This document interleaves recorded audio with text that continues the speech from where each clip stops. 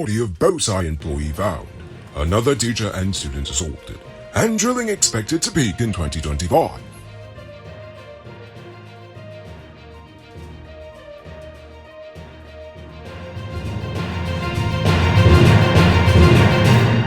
I am Rico Bulford, and this is Uncut News.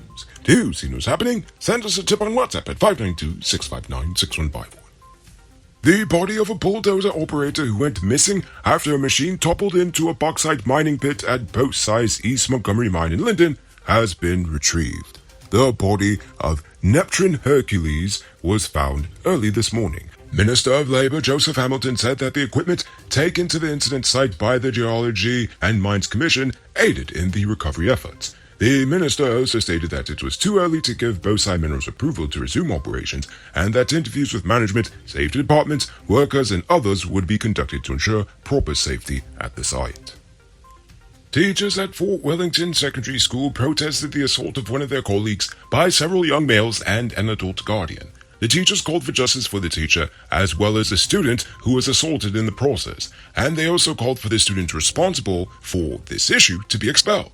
The incident has sparked a call by the Guyana Teachers Union for the Ministry of Education to address violence against teachers. So far for this year, more than 12 teachers have been assaulted while on duty, but nothing has been done by the Ministry of Education. And to note, those are the only 12 assaults that were actually reported. Opposition leader Aubrey Norton and his team met with U.S. officials, including the special advisor to the U.S. Vice President on the Western Hemisphere, to discuss issues of concern in Ghana. While climate change was the main topic, the opposition was able to raise concerns about governance, democracy, government discrimination, and the misuse of the Terrorism Act. I do agree with them on that last matter. The U.S. officials also met with the president and civil society members during their 2-day visit. No, but seriously, I'm really glad that they brought up that Terrorism Act thing, because I'll have to speak about that on Stupid News later on. Anyway, Guyanese fisherfolk who fish in Surinamese waters are complaining about increased rental fees for fishing licenses. They are being asked to pay $4,500 for yearly rental of license. Yes, $1 million fishing license. Well, technically it's 900,000, but that's not as dramatic, so we're going with $1 million. So, $1 million fishing license. These $1 million fishing licenses are only granted to citizens of Suriname, but Guyanese fisherfolk over in Berbice have been fishing under an unsanctioned agreement wherein they rent licenses from the Surinamese. The issue is being pursued by the governments of both Guyana and Suriname. Nevertheless, both sides had promised to resolve this matter well over a year ago. The Baltica Regatta was about to be cancelled this year due to a lack of sponsorship, but yesterday BK International swooped in and donated a significant but undisclosed amount to the regional chairman of Region 7, Kenneth Williams, in order to host the multi-day event this Easter.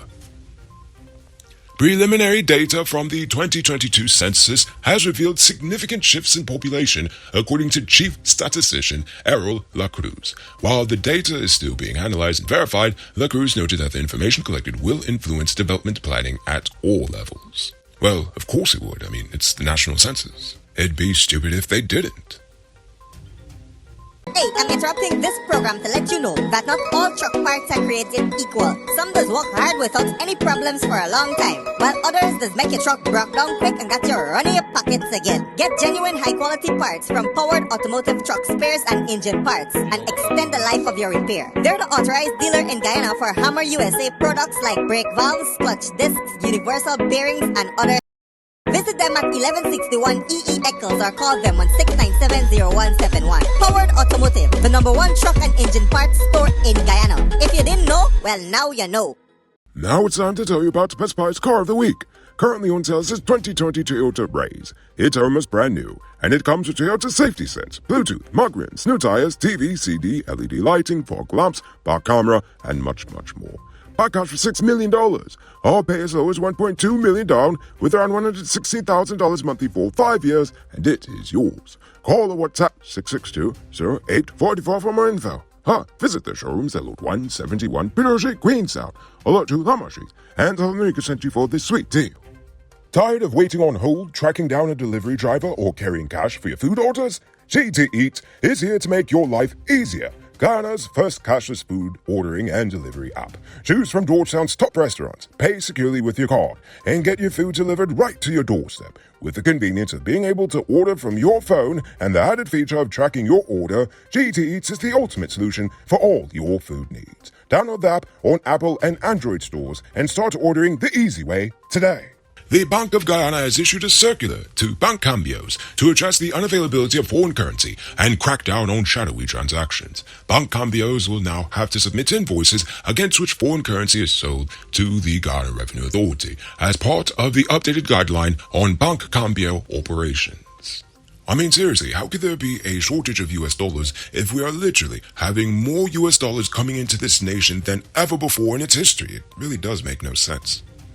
The IDB has donated vehicles worth over 1.4 billion Ghana dollars to the Ministry of Agriculture as part of the Sustainable Agriculture Development Program. The vehicles will be distributed to agencies under the ministry's umbrella in every region to provide farmers with access to their farmlands and improve the nation's agriculture sector. Speaking of the Agriculture Ministry, that ministry has awarded contracts worth over $1.7 billion to improve drainage and irrigation facilities across the nation. The contracts include the construction of a drainage structure in Palmyra Region 6, the rehabilitation of the Liliendahl and Ogle sluices, and the construction of a laboratory office to support the Guyana Food Security Authority. The contracts were funded by the World Bank and are part of the government's efforts to address the heavy floods observed in 2021 and improve the drainage system in vulnerable areas. The company that burned down the Perika Market by accident will now be required to rebuild it at no extra cost to the government. Panko Steel Fabrication and Construction Company said they will build it within the next 4 months. The company will have to offset any additional expense, and the market will be rebuilt with funds allocated for the rehabilitation project. Measures are being put in place to temporarily relocate the vendors, and Demerara Bank is granting special loans to those vendors whose businesses were gutted by the fire. Now for today's oil update. Hess Corporation CEO John Hess has confirmed that there may be a need for more than 10 FPSO vessels to extract resources from the Starbuck block, given the industry-leading rate of discoveries, with 11 billion barrels of oil-equivalent resources uncovered in the block thus far, and Exxon's sanctioned projects and those in the pipeline only taking about 4.9 billion barrels. There is potential for the discovered resource to grow and for the 10 FPSO number to increase. Hess also noted that Exxon is matching exceptional operation performance with reservoir monitoring and that the Liza Destiny and Liza Unity FPSOs are currently producing beyond their nameplate capacity. On a related note, Exxon Mobil's drilling operations could reach their peak in 2025 if the Environmental Protection Agency approves its 35 multi-well program in the Starbuck block on time. The company currently has 6 drill ships operating in offshore Guyana, which could increase to 8 during peak periods. The report projected vessel traffic during the peak period in 2025 would be as high as 48 round trips weekly, but efficiencies from shared vessel trips and the use of shore bases in Trinidad and Tobago could reduce the vessel traffic impact in Guyana.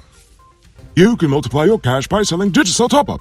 This is a legit way you can earn some extra money at your business or to supplement your current hustle. Become a top-up vendor quick and easy by linking with Cellular Plus. Call them on telephone number 685-3109 for more info. Robbery season might be over, but the streets are still mean. That's why you need to get security for your home or business with Sheriff Security. Sheriff Security has well-trained guards, armed and unarmed patrol, Marine Patrol, K-9 services. They speed even our drones. Why? Because your security is their highest priority.